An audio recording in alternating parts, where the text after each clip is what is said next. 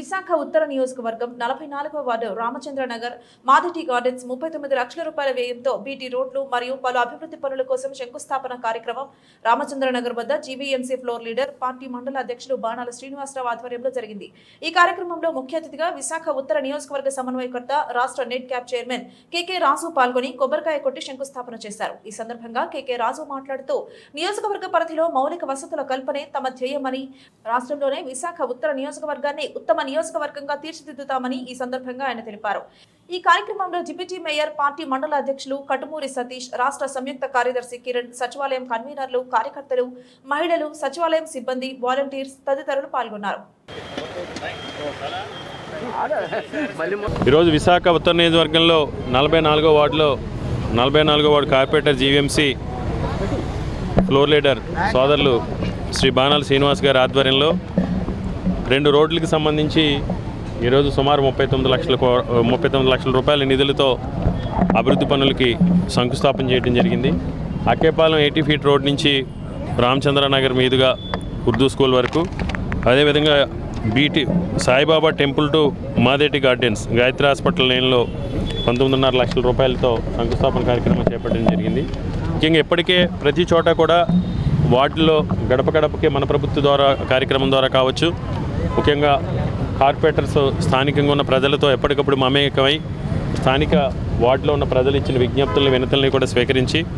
ప్రజాభిప్రాయాన్ని గౌరవించి ప్రజలకి మెరుగైన మౌలిక వసతులు కల్పించాలనే ఒక దృఢ సంకల్పంతో ఈరోజు ఎప్పటికప్పుడు జీవీఎంసీ అధికారులతో సమన్వయం చేసుకుని ప్రతి సమస్యని కూడా పరిష్కరించే దిశగా ముందుకు అడుగులు వేస్తున్నాం. అంతేకాకుండా గౌరవ ముఖ్యమంత్రి వైఎస్ జగన్మోహన్ రెడ్డి గారు కూడా మాకు ఎప్పుడూ ఒకటే చెప్తుంటారు, సంక్షేమానికి సంబంధించి ఏ విధంగా అయితే అర్హత ఉన్న చిట్ట చివరి లబ్ధిదారు వరకు కూడా సంక్షేమాన్ని అందించి పేద కుటుంబాల్లో వెలుగులు నింపామో,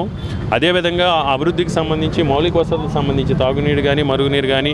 విద్యుత్ సమస్యలు కానీ, రోడ్స్ కానీ, డ్రైన్స్ కానీ, స్కూల్స్ కానీ, పార్క్స్ కానీ, అంగన్వాడీ సెంటర్స్ కానీ, బరియల్ గ్రౌండ్స్ కానీ,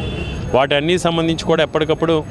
పర్యటనలు చేసి ప్రతి సమస్యని పరిష్కరించి ప్రజలకి మెరుగైన మౌలిక సదుపాయాలు కల్పించి తద్వారా ప్రజల జీవన ప్రమాణాలు మెరుగుపరచాలనేది ముఖ్యమంత్రి గారి యొక్క ఆదేశం. ముఖ్యంగా విశాఖపట్నానికి సంబంధించి మనం చూసాం, గతంలో ఈ విశాఖపట్నం నగర చరిత్రలో గతంలో ఏ ముఖ్యమంత్రి కూడా విశాఖపట్నం అభివృద్ధి గురించి ఆలోచించలేని విధంగా ఈరోజు జగన్మోహన్ రెడ్డి గారు విశాఖపట్నాన్ని ఒక అంతర్జాతీయ నగరంగా తీర్చిదిద్దాలి అనే ఉద్దేశంతో గడిచిన 4.5 సంవత్సరాలుగా విశాఖపట్నం ఒక దిశ మార్చే విధంగా, దీనికి అంతర్జాతీయ ఖ్యాతి తీసుకొచ్చే విధంగా జగన్మోహన్ రెడ్డి గారు ఏ విధంగా ఈ నగరాన్ని అభివృద్ధి చేశారని మనం చూసాం. ఈ మధ్యనే నీతి ఆయోగ్ అనే సంస్థ కేంద్ర ప్రభుత్వానికి ఎప్పటికప్పుడు సర్వేలు చేసి ఏ నగరానికి ఫీజిబిలిటీ ఉంది, ఏ నగరాన్ని అభివృద్ధి చేస్తే ఈ దేశానికి ఉపయోగపడుతుంది, ఏ నగరంలో మౌలిక వసతులు కల్పించి ఏ నగరంలో మెరుగైన వసతులు కల్పిస్తే తద్వారా దేశానికి ఉపయోగపడే నగరాలు ఏంటనేది గుర్తించినప్పుడు మన విశాఖపట్నాన్ని ఒక 4వ నగరంగా ఈరోజు మన దేశ స్థాయిలో నీతి ఆయోగ్ గుర్తించి విశాఖపట్నం నగర అభివృద్ధికి ముఖ్యమంత్రి గారు తీసుకున్న చొరవ వల్ల ఈరోజు సుమారు 3,000 కోట్ల రూపాయల నిధులతో రాబో రోజుల్లో ఒక విశాఖపట్నం నగర పరిసర ప్రాంతాల్లో అన్ని రకాల వసతులు కల్పించడంతో పాటు దీనికి పర్యాటక రంగంలో కానీ, విద్యారంగంలో కానీ, పారిశ్రామిక రంగంలో కానీ, వైద్య రంగంలో కానీ అన్ని రంగాల్లోని కూడా విశాఖపట్నాన్ని దేశంలోని అగ్రగామి నగరంగా తీర్చిదిద్దేందుకు అన్ని ప్రయత్నాలు కూడా జరుగుతున్నాయి. కాబట్టి ప్రజలందరూ కూడా గమనించాల్సింది, ప్రజలందరూ కూడా ఆలోచించాల్సింది, ఎవరు నీతి నిజాయితీతో నిబద్ధతతో ఈ ప్రాంత అభివృద్ధి కోసం, ఉత్తరాంధ్ర ప్రాంత అభివృద్ధి కోసం పాటుపడుతున్నారు, ఎవరు ఓట్ల కోసమో సీట్ల కోసమో రాజకీయాలు చేసి అమరావతి పేరుతో ప్రజల్ని భ్రమల్లో ముంచి విశాఖపట్నం నగర అభివృద్ధిని, ఉత్తరాంధ్ర ప్రాంత అభివృద్ధికి అడుగడుగున మోకాలు అడ్డుతున్నారనేది మనందరూ కూడా గమనించాల్సిన అవసరం ఉంది. ఎందుకంటే ఎన్నికలు అనేవి 5 సంవత్సరాలకు ఒకసారి వస్తాయి. ఆ ఎన్నికల్లో తీసుకునే నిర్ణయం మీద మన భవిష్యత్తు, ముఖ్యంగా మన ప్రాంతంలో ఉన్న నిరుద్యోగ యువకుల భవిష్యత్తు కూడా ఆధారపడుతుంది. ముఖ్యంగా ఉత్తరాంధ్ర ప్రాంతం అభివృద్ధి, ఈ ప్రాంతంలో ప్రజలు ముందుకు అన్ని రంగాల్లోనే ముందుకెళ్లాలని పాటుపడుతున్న ఏకైక నాయకుడు ఒక వైఎస్ జగన్మోహన్ రెడ్డి గారు మాత్రమే. ఈరోజు చంద్రబాబు నాయుడు అనుకున్న కొంతమంది వ్యక్తులు కానీ